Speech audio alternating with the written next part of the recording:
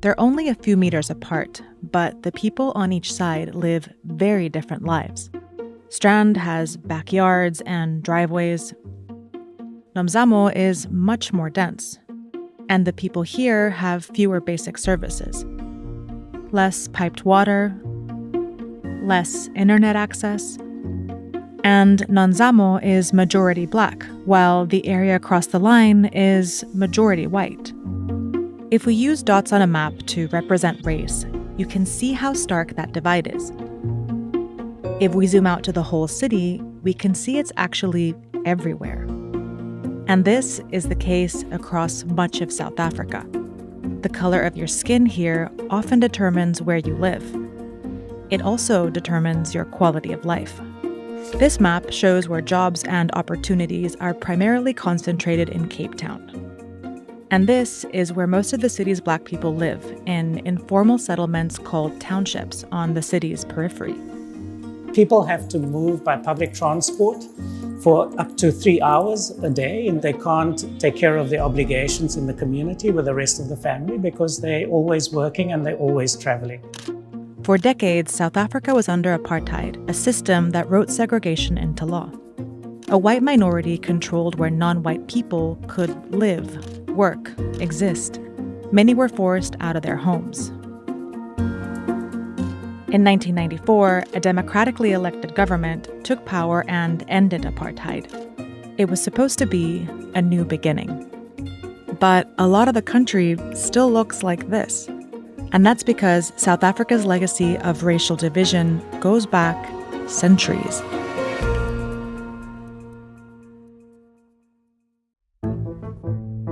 In the 1600s, the Dutch took over the southern tip of Africa to supply ships with food along the trade route to Asia. 150 years later, Britain seized it and named it Cape Colony. Many Dutch colonists moved here, further inland, to escape British rule and continue exploiting enslaved people. Just like the Dutch, the British used Cape Colony as a strategic location for trade. It wasn't economically significant. But in the 1870s, that changed when the British started mining diamonds there. Suddenly, Cape Colony was one of Britain's most prized and exploited colonies. In order to get the diamonds out of the country, they built railways to connect the mines up here to the coast.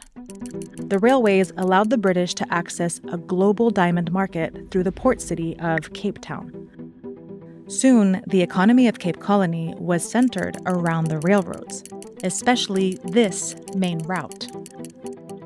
The green areas on this map show the black regions of Cape Colony, largely left out of the railroad economy. Racial inequality in Cape Colony was being reinforced by location. To keep it that way, the colonial government started writing segregation into law. The Native Lands Act of 1913 pushed black people into these areas, only 8% of South Africa's land, and restricted them from owning land everywhere else. Or relocated them to the edges of the major cities to work for white people. These laws began to shape the region. Cape Town's growth from the increased trade turned the port town into a major city.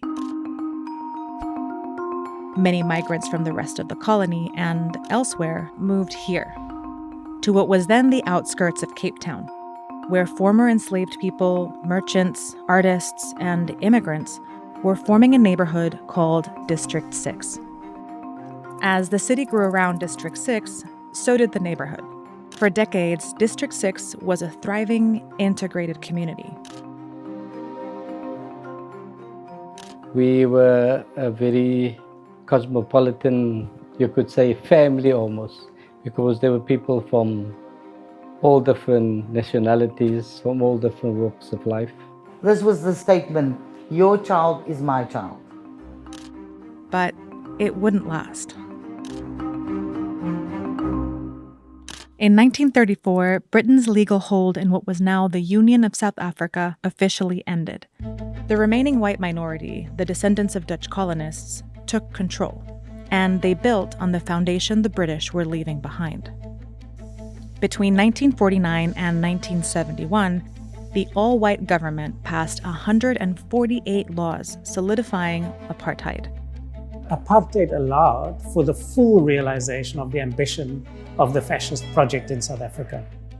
In 1950, the Population Registration Act officially classified people by race: white, colored, and native or black, and eventually Asian. Then they made laws saying where people could live. Around the country, Black South Africans were moved into these areas, called homelands or Bantustans. Bantustans were rural areas and had underdeveloped economies. Many of them were in the areas Britain had already excluded from the railway economy, and where black land ownership had been restricted too. Black people were forced to carry passbooks that specified where they were allowed to work or travel to. In cities like Cape Town, the Group Areas Act moved the remaining non-whites into separate urban areas. The most prime land and the land closest to high-valued property was allocated to white people. In 1966, the government declared that District 6 was now a whites-only area. The residents of District 6 received removal letters like this one that said living there was illegal because they were not white. Bulldozers drove into District 6 and razed it to the ground. We lived here.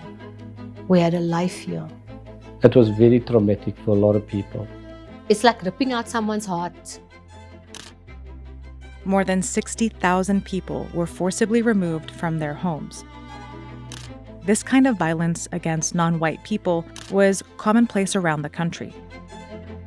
But after decades of pressure, both from within South Africa and abroad, apartheid rule finally came to an end. The new government lifted restrictions on where people could live. Millions of people who had been excluded from economic development for centuries migrated to major cities looking for basic services and economic opportunity. For any family with no prospect of employment, the most rational, logical choice to make is to migrate to an urban center. They settled where there was empty land, creating townships on the peripheries of major cities, like Cape Town. The government built millions of homes and expanded clean water and electricity. But it had a number of unforeseen consequences, the most important of which is that the only land that could be used for the public housing program was on the periphery of the city. And for that reason, a brilliant intention to overcome the apartheid legacy unintentionally reproduced the very same legacy it was trying to undo. Today, 60% of the mostly black population of Cape Town lives in these townships at the edge of the city. The thing is, Cape Town city center has land to develop. But because of its location, it's valuable. So it usually gets sold to private developers who build luxury apartments. Nearly $1 billion worth of them are going up by the coast. But right in the heart of Cape Town, by all the expensive developments, District 6 remains largely untouched. The former residents have fought against private development, and they've actually succeeded. Some have even managed to return to houses built by the city. I wanted to come back here where I was born, which was part of our whole family's heritage. I couldn't believe that I was back. It was a sense of relief. But there are still hundreds of claimants waiting to get back to District 6.